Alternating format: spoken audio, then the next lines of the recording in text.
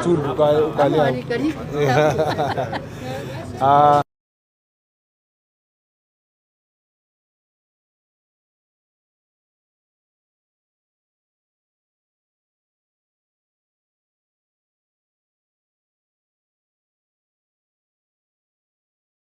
We are here for our Jukwaa la Usalama Meru chapter. This is part of our program to make sure that we engage leaders from the grassroots on matter security. And I'm glad to be here with the leadership of the county government led by the governor of Meru. And we are also here with the leaders from the national level, National Assembly. We have our MPs who are present here, including the local MP. And our discussion today is, this is as part of the eastern region. We started with Kitui, Makueni, and Machakos. And now we are in the middle of the eastern region, which is, will be today here in Meru, tomorrow in Tarakaniti, and the day after in Embu. Our objective is to, as has been done in the other places, is to listen to the grassroots leaders, to also assess the security situation here, to look at the challenges that has been faced by the security team from the grassroots, and also agree together on the suggestions of the way forward. As I briefed the country when I was in Kitui, the challenges of eastern region are almost similar. Here, particularly in Meru, we have part of our biggest challenge is to deal with the question of banditry. Meru, for the many years, has faced the problem of cattle raids, which lead to killing of civilians, injuries, and also stolen livestock. For the last 2 years, a lot of work has been done in this county to deal with this question of banditry, having been assisted by improved security equipment, but also improved strategy, formed up units which are present here. We have 11 formed up units and stations in between the county of Isiolo and the county of Meru, where we have the biggest problem of banditry. Most of these bandits come all the way from Samburu, some from Isiolo, and they have caused havoc in this county. I'm glad to report that a lot of progress. The statistics show that there has been significant reduction from last year, but the problem has not been eliminated. And our duty today is to farm up more strategies, building on the meeting I had in Isiolo with some of the leaders from grassroots to ensure that we eradicate this problem. We will be looking at infrastructure issues like security roads. We'll be looking at proper vetting and deployment of the NPR, and we'll be looking at replacement of NPR. There are a number of NPR. Some were killed, as you know, but some also have since deserted duty. Some perhaps involved in drunkenness and all that, or in discipline. We are going to make sure that replacement is done, but also we are going to vet those who are already in office to make sure that they are fit for purpose and they are serving the community. This exercise, I instructed that it must be done at the grassroots, in public barazas led by the sub-county security team with the chiefs on the local areas to make sure that the right people are identified by the people, because these are officers that are going to serve and be with the people in the grassroots. We have also the other problem that is common, that now is common in many parts of the country, but which was also a very big problem in Kitui, is the problem of boundary. The Meru County has boundary challenges with Isiolo County and boundary challenges with Tarakaniti County. As you know, there has been task force reports to work on this issue, and this task force report has not been implemented for many years, and the challenge still persists between Meru and Tarakaniti. And also we have the question of conflict between farmers and herders on the side of the Isiolo side. Again, we are going to find better ways of working out this issue. We know that this is not a one-off answer, but listening to the people from the grassroots, we will be able to build on the other proposals that have been made in other counties that have boundary challenges, so that, as I promised, we have a one approach nationally. For those who follow on these issues of boundary, you know that the debate is whether we are drawing boundaries or we are marking the existing boundaries. Already these boundaries are marked in the relevant maps of 1992 that demarcated the districts then, which are now counties.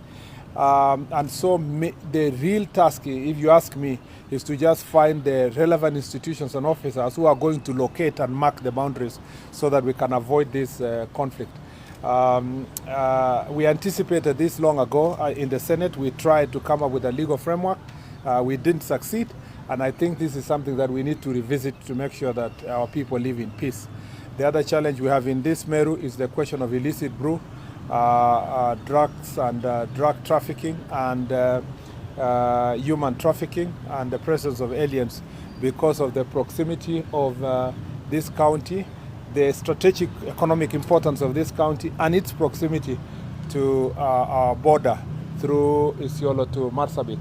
And we have been carrying out serious crackdowns, and this is ongoing. We are going to discuss the strategies that can deal with local brews, but also these other adulterated illicit brew, second generation alcohol that is sometimes being manufactured in this county. And we have identified some of the actors. Some have been arrested and others are still being pursued to make sure that we deal with drugs and illicit brew in this county. These are some of the issues already I have been briefed by the Security Committee. The rest will be discussed, and we will give you comprehensive position later. We will be here for 3 days, this region for 3 days, and today I look forward to a very robust and meaningful conversation. I must say that we are getting more value from the Jukwaa la Usalama than I anticipated when we started. Because initially, I thought we were just going to listen, get the problems, but somehow, with the collaboration of local leaders, we have been able to solve so many problems affecting different actors. And I think I am excited that going forward, the report that we have in the ministry will help us look at the entire country, the cross-cutting issues, and the local issues that affect specific counties. And our intention is to make sure that based on the reports we get, it forms the basis of our engagement and a basis of our evaluation in the next 2 years to see the progress we have made in the security sector, and I'm very excited about that. Thank you. Yes, so just one question in regards to national security. There's an issue about VIP protection. A host of MPs have really complained by the Speaker about their own protection following the killing of MP Were.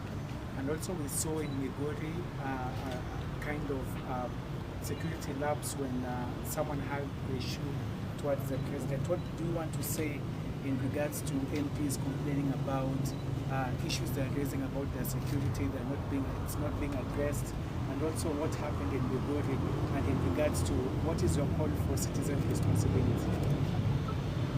First, let me say that we condole with the family of Honorable Were, as I have said that before, but let me just repeat here to say our condolences to the family of Honorable Were, and that incident is shocking.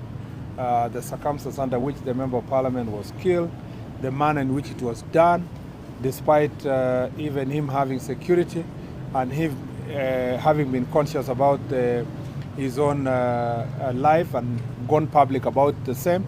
It is regrettable that it turned out as it did.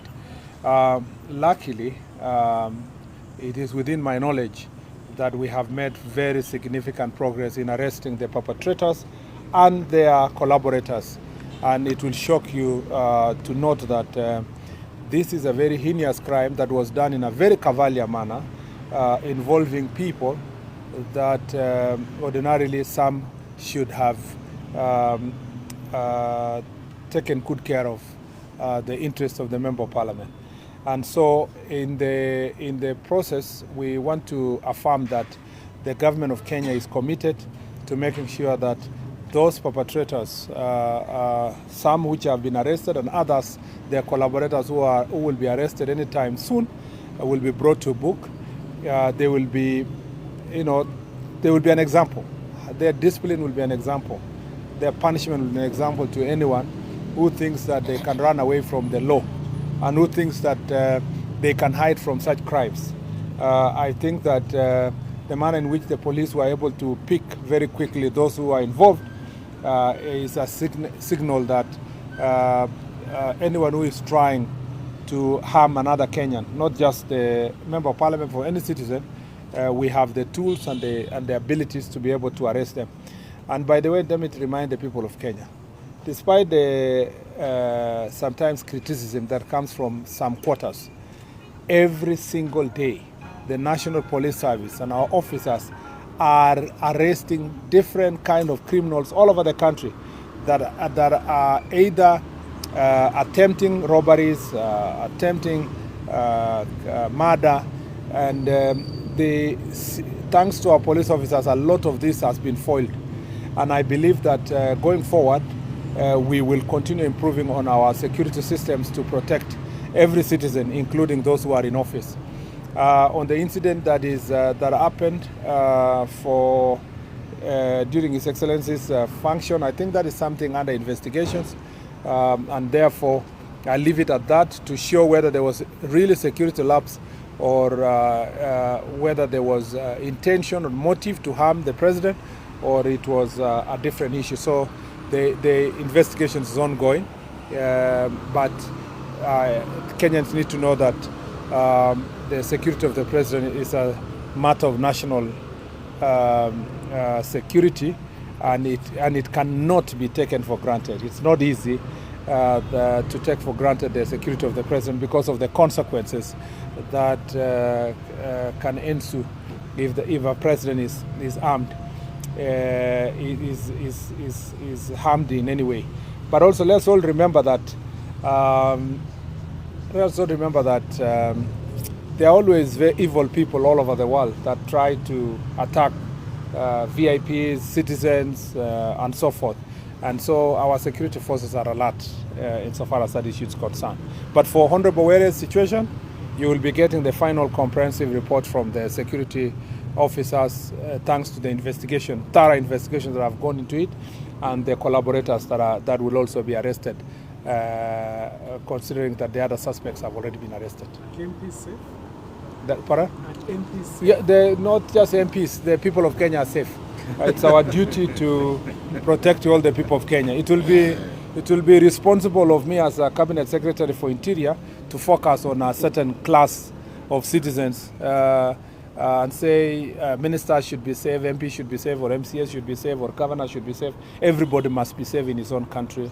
We must live in a nation where everybody feels safe, and that is our duty to make sure that regardless of your position, you are safe, and that is our responsibility. And so these incidences of robbery here, assault here, murder here, helps us to improve on our systems, improve on our technology. You will know from the evidence that came as a result of the attack of and killing of Ong'ondo Were, the technology that we have has enabled the police officers to quickly arrest all those people. So that's why I'm warning people who are imagining that they can get away from it. They will not, and therefore they just better choose peace and choose the right path, because the punishment will be severe. Yes. Sorry, then I'll come to you. Waziri, kuna katika majukwaa ambayo yalipita uligusia kuhusu matumizi ya mitandao na pia ukaonya rais aliyestaafu Kenyatta sana pengine na kuwachochea vijana kuhusu matumizi ya mitandao, na pia amezungumza ndugu yake Ong'ondo Kenyatta kwamba vijana wasizuiwe, kuashiria kwamba wizara yako inakandamiza ama inazima sauti ya vijana ambao wanatumia mitandao. Unajibu gani? Itakuwa ni makosa kusema kwamba kila wakati Mkenya yoyote akiwa ku-encourage, ni kusema ni kwa Kiswahili, kuhimiza, isiwe kwamba kila wakati Mkenya yoyote akihimiza vijana wajikaze, wao ni nguzo wa taifa, hawa ni wale tunawategemea, wahakikishe kwamba mabadiliko kwa nchi yao inakuwa bora. Ati kila wakati kila mmoja akisema hivyo anasema kwa sababu anapinga serikali. Hiyo ni interpretations yenu. Mtu yoyote mwenye ana challenge, ana encourage vijana wajikaze kwa kimaisha, wajikaze kwa kuongozi, wajitokeze kuongoza taifa. Mimi pia ninataka kusema hivyo kwamba ninawasihi vijana wote wa Kenya wachukue jukumu lao la kuhakikisha kwamba wanajiingiza katika uwanja ya uongozi katika taifa, kwa sababu tunahitaji uwezo wao, tunahitaji nguvu ya vijana, tunahitaji akili mpya ya vijana kuhakikisha kwamba uongozi kwa taifa letu linasonga mbele. Pia ninakubaliana kwamba vijana wetu wakuwe kipaumbele kupigana na ufisadi, kupigana na maadili, kuhakikisha kwamba maadili mema yanahimizwa katika taifa na kupigana na mabaya yanayoendelea katika nchi. Wakiona kwamba kuna mtu yoyote katika serikali amekosea, kama ni kwamba ya mambo ya ufisadi, kama kuna mtu yoyote amekosea ama legea katika kazini, ninaomba vijana wakuwe nguzo ya taifa kusimama kuhakikisha kwamba mabaya kwa taifa letu yazikite misisi. Kwa hivyo mimi itakuwa makosa sana kusema kwamba Mkenya yoyote mwenye anajaribu kuwatia moyo vijana wajikaze, kutia moyo vijana wahakikishe kwamba wamesimama katika uongozi, kutia moyo vijana kwamba sauti yao lazima isikike. Hakuna makosa yoyote, mtu yoyote atasema hivyo. Yale ambayo tulikuwa tunapinga ni watu ambao watatumia vijana vibaya, waseme kwamba mjitokeze mfanye fujo, mjitokeze mfanye matuzi, mjitokeze mfanye vita. Hapana, mimi nataka vijana wote, na hiyo ni haki yao, hata nisiposema ni haki yao, kwamba vijana wote lazima wajitokeze kuhakikisha kwamba kuna maadili mema katika taifa letu na kwamba uongozi wa taifa letu inakuzia zaidi mambo ya kupeleka nchi yetu mbele. Pole, Kiswahili imenilemea kidogo. Yes, last one. Yes, and maybe and the lady will be the last. Our security agencies intercepted IDs and routes to Meru County. And as a country, are we prepared for if there may be an attack, a terror attack? Are we prepared? And what was the situation now that those IDs were recovered and routes to Meru? Maybe you're just hearing one incident. Yeah, for us who are sitting on this side, we get numerous thousands of reports from the security sector of the work that is being done by our men and women to keep our country safe. So just one incident like that is appearing in the media is not compared to many other issues that are happening behind the scenes that the police do not announce to make sure that the country is safe, weeding out of criminals, aliens, characters who are attempting all kinds of crimes in the country. And this is work that is happening quietly in silence behind the scenes, and it's rarely reported. So I just want to say why those IEDs were confiscated is specifically because the security is working, and they have been monitoring and following all those issues. So that's one of those reported incidents, but there are many others, including very serious ones, that police officers always stop, and characters being arrested, aliens being returned, border being protected. There's a lot of work our security service is doing that perhaps is not in public eye, but who are working very hard to make sure that as we sleep at night, we are sleeping knowing that somebody out there is taking care of our security. The last one. Asante sana, mimi naitwa Frida Loina kutoka Tulize FM. Swali langu ni kwamba Tulize FM, yes. Katika maeneo ya Tigania, especially maeneo kame, vijana wengi wameacha kwao wakaenda kule kaskazini mwa taifa kutafuta ajira. Kuna wale wanafanya vibarua na kufanyia biashara zao, lakini lalama zinatokana na wazazi wa watoto wale wakisema wanao kila wakati wanapoenda kule kaskazini mwa taifa wanauliwa kutokana na mashambulizi ya magaidi. Je, wewe kama waziri wa usalama wa ndani una hakikisho lipi kwa hao wazazi kutoka maeneo ya Tigania? Kaskazini, you mean the northeastern part? Yeah, okay. Ningesema kwamba kila kona ya Kenya iko na challenges tofauti ya mambo ya security, na kwa sababu ya border yetu na Somalia, upande ya northeastern ya Kenya iko na challenges ya security fulani ambayo kila mmoja anajua kwamba nchi jirani kuna wale watu wa Al-Shabaab na wengine wenye wanajaribu kuingia nchi yetu mara mingi, na kuna mikakati ya kiusalama imewekwa ya kuhakikisha kwamba kila mmoja anawekwa salama. Kwa mfano imewekwa kwamba wakati watu wanaenda barabara fulani lazima wapitie escort ya polisi, na polisi wamewekwa tayari, lakini utapata mara nyingine kuna watu ambao hawatangojea hiyo escort ya polisi, wanataka kujiendea wenyewe. Mara nyingine kuna masaa ambayo imekubaliwa na county security team kwamba tutaondoka saa 2, lakini utapata mtu anaondoka saa 12 asubuhi. Kwa hivyo ninaomba watu wote ambao wanaenda kutafuta kazi katika sehemu hizo ambazo kuna security operation wafuate ile maagizo ama zile njia imewekwa na njia ya usalama yenye imewekwa na security team kwa kila county, ili tuhakikishe kwamba usalama ya kila Mkenya inafuatiliwa. Kwa watu wengi sana wako huko northeastern wanafanya mambo ya quarry kwa sababu ni perhaps ni biashara nzuri katika sehemu hiyo, lakini kuna mikakati ya kisheria imewekwa ya kwamba wataenda quarry namna gani, watarudi namna gani kwa mahali penye wanaishi. Tunawaomba kwamba kila mmoja afuate hiyo maagizo, hiyo njia, kwa sababu hiyo ndio njia moja ya tukiwa tunaendelea kupambana na majangili kutoka nchi jirani, lazima tuhakikishe kwamba tunafuata zile njia tuhakikishia usalama vizuri katika nchi yetu. Asante sana. Tutasema mengi baada ya jukwaa ya usalama. Yes. About the newly formed National Government Administration Police Unit and the appointment of Charles Murkomen, how significant is this in ensuring that there is security at the grassroots level?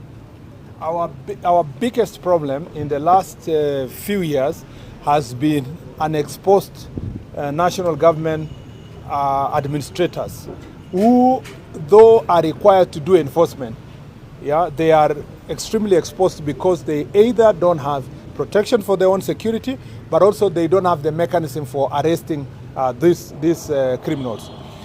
Because of the protocols that were there within the National Police Service, this issue went through various stages of public participation. Eventually, it was agreed that it was necessary to have some officers attached to the national government administrators, including the ACCs, the chiefs, and the deputy county commissioners and county commissioners. The idea is to make sure that there is quick decision making, but also their personal security during enforcement of the law and order is secured. That is why you have situations where chiefs have been killed, their houses burned, they have had so many problems. Every time, in fact, in banditry prone areas, most of the chiefs are threatened because they are told if you give out information related to a bandit or if you try to arrest them, your life is in danger. So this unit and the appointment of the commander of the Ngapu unit, Mr. Mutuma, is going to help us. It is part of the steps towards operationalization of that policy that I launched earlier this year, that is going to help us resource the national government administrators to make sure that they are able to respond to the challenges that they face in different parts of the country. And I want to dissuade everyone who thinks that we have any ulterior motives. I want them to understand that you just need to be a chief in Elwak or somewhere in Moyale or somewhere in Samburu or somewhere in Baringo Tiati or somewhere here in the border of Meru and Isiolo. In most of the places here, the chiefs are facing serious challenges because their lives are in danger. So you have to provide a unit that is available, ready, working together to make sure that the lives and the operational capability of the administrators is enhanced. Asante sana. Not now. Not now. Kama mdosi amesema hiyo inatosha. Leo tutasema after the forum. There will be another briefing after the forum.